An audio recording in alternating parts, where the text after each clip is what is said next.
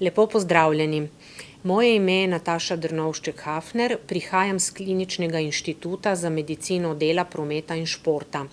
Skupaj s kolegom Matejem Čehom vam bova predstavila koncepta socialne izolacije in osamljenosti skozi prizmo pandemije COVID-19. Pandemija COVID je za večino nas nova situacija, neprimerljiva z izkušnjami iz dosedanjega delovnega oziroma življenjskega okolja. Soočanje s pandemijo COVID-19 je privedlo do številnih varnostnih ukrepov, kot so samoizolacija, socialna distanca in zapiranje organizacij, regij in držav po vsem svetu. Tako socialna izolacija kot osamljenost sta v pandemiji COVID-19 do določene mere postali nova realnost. V današnji predstavitvi nas bo zanimalo, ali sta koncepta sinonima, kaj so njune skupne točke, kaj pomeni biti socialno izoliran in kaj socialno osamljen. Na podlagi rezultatov raziskave iz 24 evropskih držav bomo določili glavne determinante teh dveh pojmov in pokazali, kako vplivata na naše psihično funkcioniranje. Po definiciji Ameriškega psihološkega združenja je socialna izolacija opredeljena kot prostovoljna ali neprostovoljna odsotnost stika z drugimi. Osamljenost pa je opredeljena kot emotivno in kognitivno nelagodje, ki jo povzroča samota oziroma že samo doživljanje občutkov osamljenosti. Skupno obema pojmoma je odsotnost ali pomanjkanje socialnih stikov in odnosov.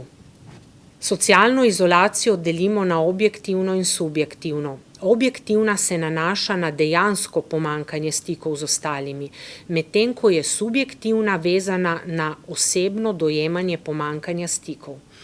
Ljudje se na socialno izoliranost odzovemo na dva načina.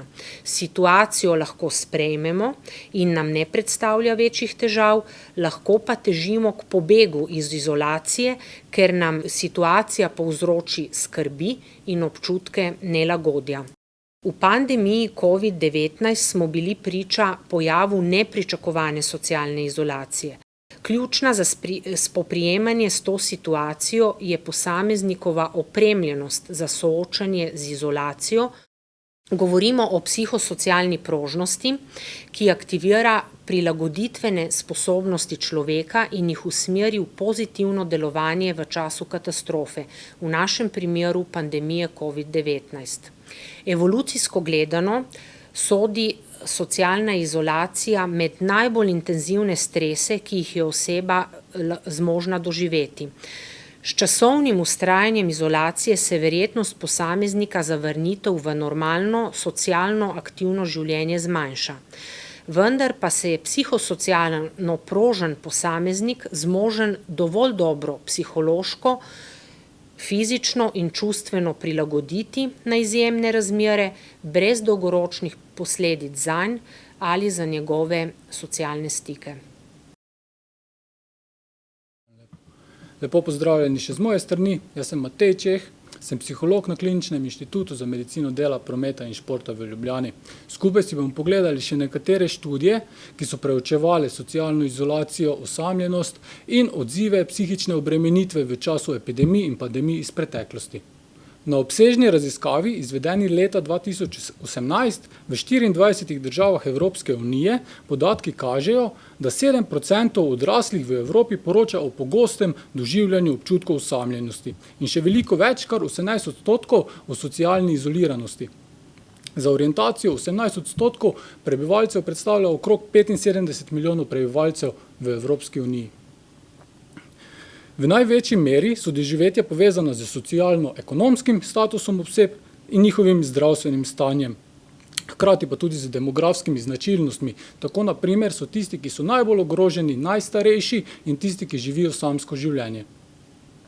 Rezultati evropske študije se skladajo z ugotovitvami teorij, ki pravijo, da sta pojma socialne izolacije in osamljenosti različna pojma, sicer velikokrat povezana, vendar gre za psihosocialno različna konstrukta fenomena v psihologiji in je tako pomembno, da jih tudi razumemo.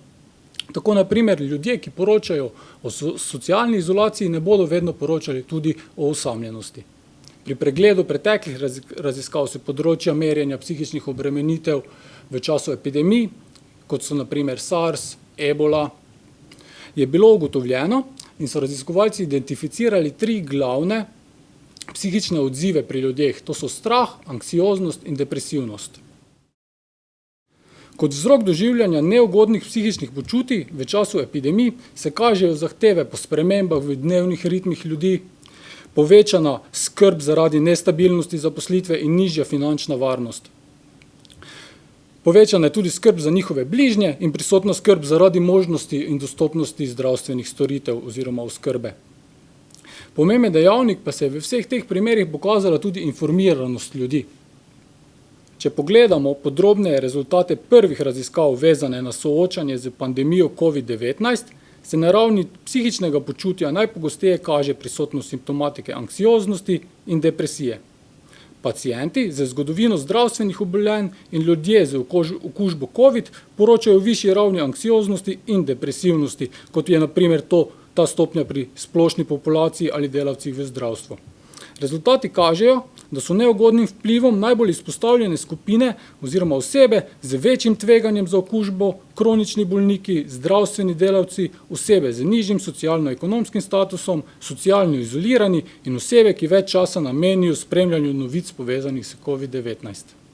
Italijanska raziskava, narejena marca 2020, kaže, da v primerjavi s preteklimi podatki Evropske epidemiološke službe, da je povečan odstotek ljudi, ki poročajo o visoki ali zelo visoki stopnji psihične obremenjenosti. Nemški raziskovalci na primer ugotavljajo, da Nemci izrazito veliko dnevnega časa, v povprečju kar 285 minut, razmišljajo o COVID-19 in z njim povezanimi vsebinami. Sicer ljudje v povprečju namenimo razmišljanju o našem zdravstvenem stanju nekje med 28 in 55 minut dnevno. Glede na vrsto dela je najvišja raven anksioznosti prisotna pri delavcih v zdravstvu, pri čemer pa so razlike tudi med njimi, kjer delavci, ki opravljajo nemedicinsko delo, poročajo o višjih psiholoških obremenitvah kot medicinsko osebje. Na vzorcu Španske univerze dalje ugotavljajo, da je kar 50% vprašanih vpliv za doživljanje psihičnih obremenitev pripisalo posledicam pandemije in socialne izoliranosti zaradi karantene. Rezultati potrjujejo, da je pomembno zavedanje vplivov in posledic socialne izolacije in osamljenosti. Z trajanjem negativnih doživetij in prikrajšanostjo socialnih stikov se večajo tudi negativni učinki, ki jih ne smemo podcenjevati in pomembno vplivajo na posameznikovo duševno zdravje. Se strani strokovnjakov so opozorila, da morajo varnostni ukrepi poleg kratkoročnih ponuditi tudi dolgoročne rešitve in pristope. Pri nudenju psihološke pomoči v času epidemije so se kot ključni izzivi pokazali zagotavljanje materialnih in kadrovskih virov, v družbi prisotno podcenjevanje psiholoških posledic ter težave pri načrtovanju in koordinaciji psiholoških ukrepov. Ob tem pa je psihološka dejavnost izpostavljena še rizičnosti hitrega in preuranjenega interveniranja, ki lahko vodi sicer do dobronamernih, vendar neustreznih intervencij. Raziskovalci kot ključne varovalne dejavnike izpostavljajo zagotavljanje zadostne zdravstvene oskrbe, natančne in veljavne informacije o bolezni in upoštevanje varnostnih ukrepov. Predlagajo ukrepe, ki so načrtno usmerjeni k bolj ogroženim skupinam, ukrepe izboljšanja dostopnosti psiholoških storitev ter strateško načrtovanje in izvajanje dejavnosti tako na institucionalni kot na nacionalni ravni. Zelo pomemben je pri tem tudi vidik izobraževanja in nudenje podpore pri delu, predvsem zdravstvenim delavcem in bolj izpostavljenim, ter zagotovitev ustreznega informiranja tako v strokovni kot v splošni javnosti. V sodobnem svetu pa nam je ob tem soočanju z izzivi nudenja psihološke pomoči v pomoč tudi možnost intervencij, ki jih omogoča sodobna tehnologija. Ta webinar bi zaključil z mislijo, da je pomembno, da se ob soočanju s pandemijo COVID-19 zavedamo, da je ob skrbi za fizično zdravje pomembno tudi psihično zdravje, ki je pomembno, da je obravnavano celovito in ustrezno z vidika kratkoročnih in dolgoročnih ukrepov, ki jih ima na zdravje. Za pozornost se vam najlepše zahvaljujem.